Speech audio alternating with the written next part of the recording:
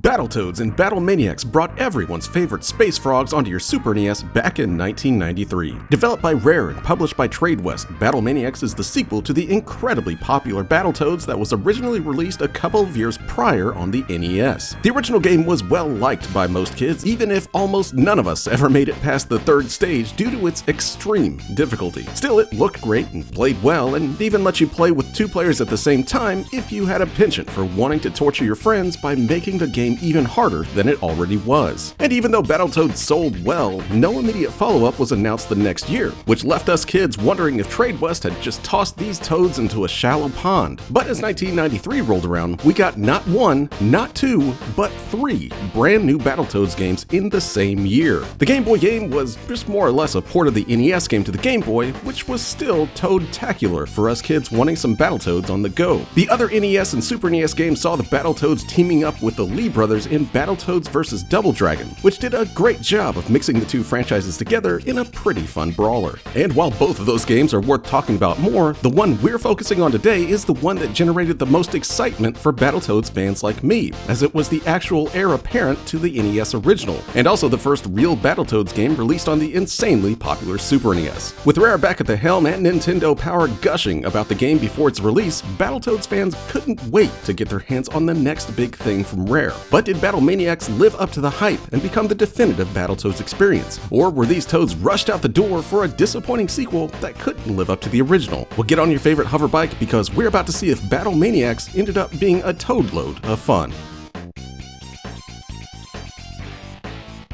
Just like the original NES game, you start off Battlemaniacs playing a fairly standard-looking brawler, as your toad can run around the screen and bust up some pork by using your comically exaggerated moves, like your fists turning into a massive hammer, or growing huge ram horns whenever you dash attack someone. Making your way through the stage is all about killing waves of evil pigs and skeletons, while dodging a few obstacles like an erupting volcano until you make it to the boss, which just happens to be one incredibly stoned pig. This giant porker wants nothing more than to flatten you with his jumping attacks, which are all easily dodged, allowing you to smash him a few times with your fist when he hits the ground. Overall, the first stage here is a fun callback to the NES original, but if you're expecting the rest of the game just to be more of this, well, you probably haven't played a Battletoads game before.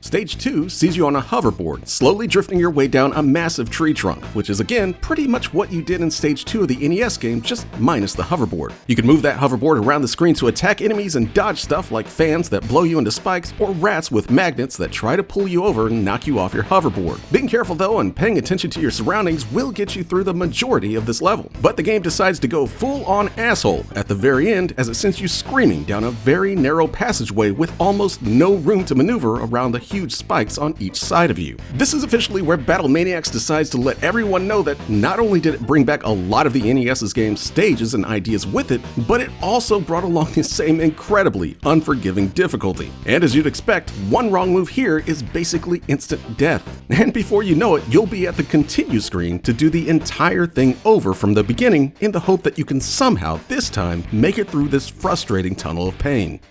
If you can do this enough times to memorize it, or just manage to get lucky with the odd hit detection, then congratulations! You've made it to the level that's given everyone that's ever played a Battletoads game PTSD, and that's the Hoverbike Stage. Yes, if you didn't see a pattern already, then it shouldn't be a shock to you that Stage 3 of Battlemaniacs has brought back everyone's favorite Battletoads stage for the sequel. Thankfully, at least the Hoverbike Stage in Battlemaniacs isn't quite up to the sheer madness of the NES game, but it'll still push you to the edge of sanity as you run into wall after wall because of the odd perspective or just sluggish jumping. There's a total of 4 sections to make it through here, which all thankfully count as checkpoints if you die during one of them, which you definitely will. And just like the end of the last stage, be ready to use up all of those lives and continues until you either manage to memorize every single obstacle or just do what most people do that's ever played a Battletoads game at this stage and turn the game off in a fit of rage and swear to never play it again.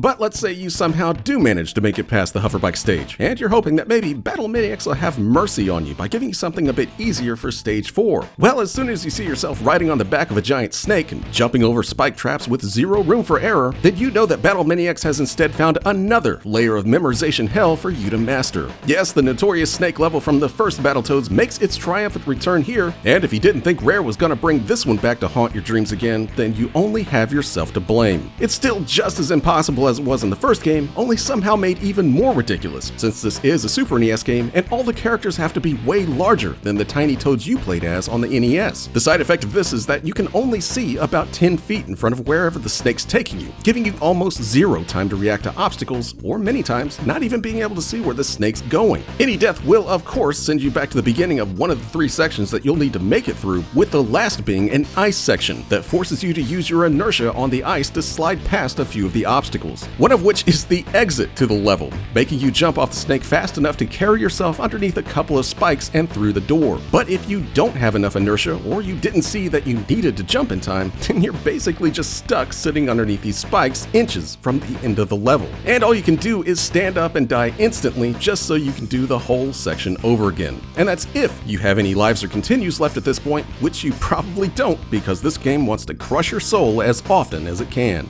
Making it to stage 5 can either be seen as a triumph or a curse, since you just know that Battlemaniacs is gonna find a new and exciting way to torture you, and it does so with yet another stage built around memorizing every single button press. This time, Battlemaniacs brings back yet another NES level as you race around a track hanging onto handlebars that are attached to a rail. All you really have to do is press in the direction that you're going and occasionally jump over a pit or ducking underneath a hazard. That all sounds simple enough until you realize that you're being chased by a rat with a giant saw blade that will instantly kill you if he catches up with you. And it should go without saying that the rat is faster than you are, and the only way you can gain distance on him is to time your button presses perfectly as you go around each corner. And once again, it's all about memorizing each and every screen, since a few slip-ups around the corners or running into a hazard will send you back to the beginning of the stage. It's at least fairly short in length, but you'll still probably have to end up playing it several times just to gain enough distance to make it to the end and not get sliced in half. But if you can manage it, then congratulations, because you've actually made it to the final level.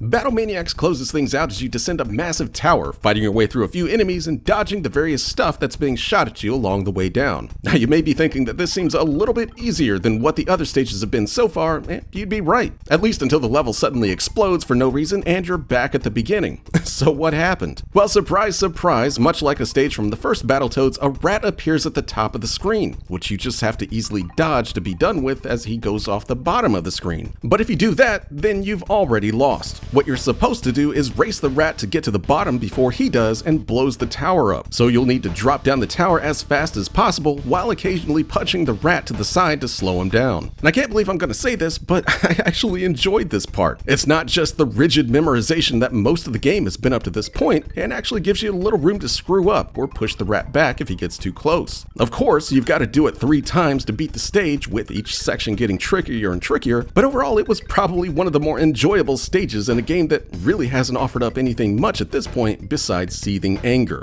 Make it to the bottom of the tower and you face off with the Queen herself in a boss battle that has you jumping over her one projectile attack as she warps around the room. Now, compared to the difficulty of the rest of the game, the Queen comes off more as baby's first video game boss here, as there's literally no challenge to it besides just timing your jumps over her attack so that you can hit her before she teleports away. But after what you just went through to get to her, I doubt anyone's complaining that this is maybe a little bit too easy. Smash the Queen enough and she'll run off, meaning you've actually beat the game, which is kind of weird since the original Battletoads game had twice as many stages as this one does. This is supposed to be the big Super NES sequel here, but it feels half finished, since not only is it short, but it literally used the same stages from the first game, just with a new coat of paint on them. Well, it's not like anyone ever beat this game anyway, so I guess that's a moot point.